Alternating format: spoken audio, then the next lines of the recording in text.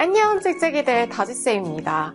여러분이 보내준 여러 고민을 들어보니까 수능이 얼마 남지 않은 지금 이 시점에서 얼마나 많은 생각과 불안감을 안고 있는지가 느껴지더라고요. 그런데 여러분, 이런 걱정들은 결코 여러분 혼자만의 것이 아니라는 거 너무 잘 알고 있죠. 그리고 충분히 이겨낼 수 있다는 점을 먼저 말씀드리고 싶어요. 제가 그동안 정말 오랜 기간 동안 수험생들을 가르치면서 겪었던 고민들과 노하우, 그리고 제 개인적인 경험을 담아서 현실적인 조언을 해드릴게요.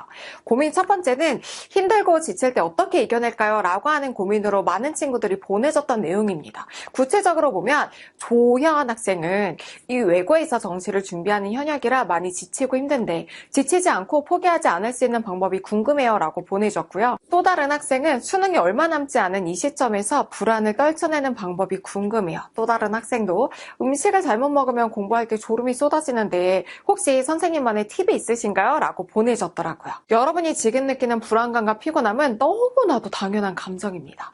이런 감정은 여러분이 그만큼 열심히 하고 있다는 증거이기도 해요. 우선 첫 번째로 저는 힘들고 이제 지칠 땐 성공 경험을 되새기라고 말하고 싶어요. 모의고사에서 좋은 성적을 받았을 때 느꼈던 뿌듯함, 이 뱃속에서부터 느껴지던 뿌듯함을 기억해보세요. 우리는 쉽게 실패에 잠겨요. 내가 모의고사 1등급이 나온 적도 있고 4등급이 나온 적도 있으면 4등급이라고 하는 실패에 자꾸만 더 마음이 가는 거죠. 근데 여러분이 1등급을 받은 적이 있다면 그만큼을 또 해낼 수 있는 사람이라는 거예요. 불안할 때마다 내가 지금까지 이뤄낸 것들을 떠올리면 큰 힘이 될 거예요.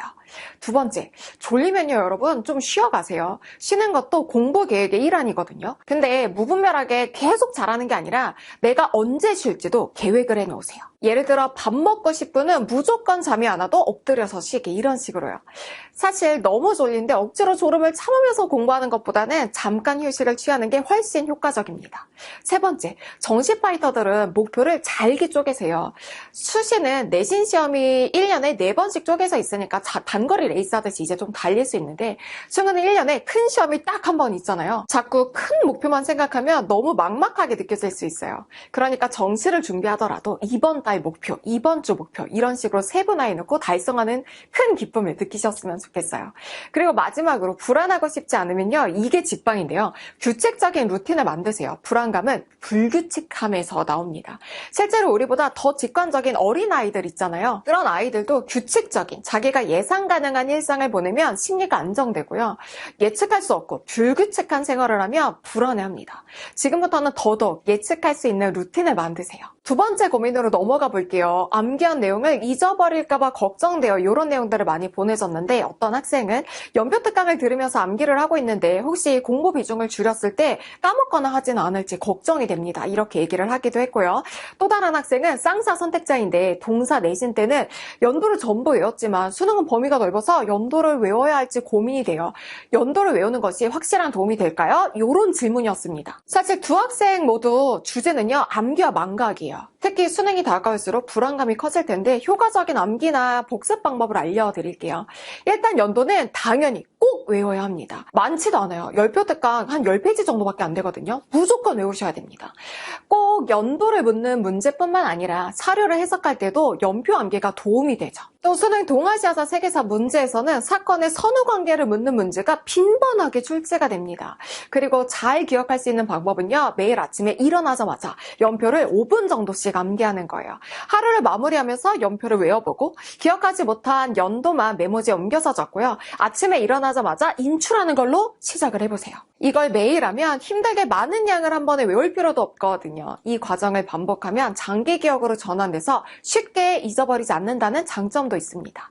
고민 세 번째 넘어가 볼게요. 문제를 풀 때 실수를 줄이는 방법을 알고 싶어요. 어떤 학생은 수특이나 수항까지 다 풀었고 개념을 다 아는 것 같은데 문제를 풀면 꼭 한 개씩 틀려요. 실수를 줄이려면 어떻게 해야 할까요? 이런 고민을 보내줬거든요. 이 학생의 고민은 개념과 문제풀이의 균형에 대한 것이거든요. 일단 제일 중요한 솔루션은요, 문제를 내가 왜 틀렸는지 실수에 대한 철저한 교정 작업이 필요하다는 거예요. 이 문제를 왜 틀렸는지, 왜 사료를 A가 아니라 B라고 해석했는지, 왜 이선지가 답이라고 생각했는지 본인의 실수를 교정하다 보면 내가 어디에 빈틈이 있는지 보입니다. 특히 이거 모의고사 문제를 풀고 교정할 때 제일 많이 연습할 수 있어요. 개념이 부족했다면 그 부분의 개념을 다시 듣고요. 연표가 부족했다면 연표를 학습하고요. 새로운 사료에 대한 해석에 어려움이 있으면 신선한 모의고사의 문제를 많이 풀어보세요. 네 번째 고민, 선생님의 좌우명과 수험생활 루틴이 궁금합니다. 어떤 학생이 이렇게 고민을 보내줬어요. 선생님의 10대, 20대, 그리고 현재의 좌우명이 궁금합니다. 또 다른 학생은 선생님의 수험생활 루틴과 아침에 졸지 않고 집중하는 방법이 궁금하다고 보내줬어요. 두 학생의 질문에 대한 저희 솔직한 답변을 드릴게요. 저희 좌우명은요, 제가 책의 제목에도 쓴 말입니다. 모든 꽃이 봄에 피지는 않는다. 타인과 비교하기보다는 나만의 속도와 방향으로 나아가는 법이 제일 중요하다고 생각해요. 저의 수험생활 루틴에 대해서는 생각을 한번 떠올려보면 저는 굉장히 규칙적이었어요. 저는 새벽에 일어나서 공부하는 스타일이라서 오전에 새벽에 한 5시 정도에 일어나서 6시까지 간단하게 아침을 먹으면서 하루를 시작했고요. 밤에 12시 전에는 무조건 잠자리에 들었습니다. 그냥 잠을 줄이기보다는 깨어있는 시간 동안에 미친 듯이 집중하자. 이게 제 목표였거든요. 아무리 밤늦게까지 공부해도 다음날 피곤하면 뭐예요? 효율이 떨어지잖아요. 저는 그래서 지금도 술을 거의 안 마셔요. 술을 마시면 다음날 컨디션이 좀 떨어지는 게 너무 싫더라고요. 그래서 1년에 진짜 한 번 마실까 말까 합니다. 여러분도 여러분의 컨디션을 가장 우선적으로 생각해서 루틴을 만들어주세요. 짹짹이들아, 지금 겪는 어려움은 당연한 거야. 너가 느끼는 불안감, 초조함 이런 거 다 너무나 정상적인 거니까 걱정하지 말고 그 감정을 좀 마주하고 해결하려고 하는 지금 이 모습이 너를 더 단단하게 만들어줄 거야. 그리고 포기하지 말고 끝까지 완주하면 분명히 좋은 결과가 있을 거야. 항상 선생님이 응원해. 화이팅!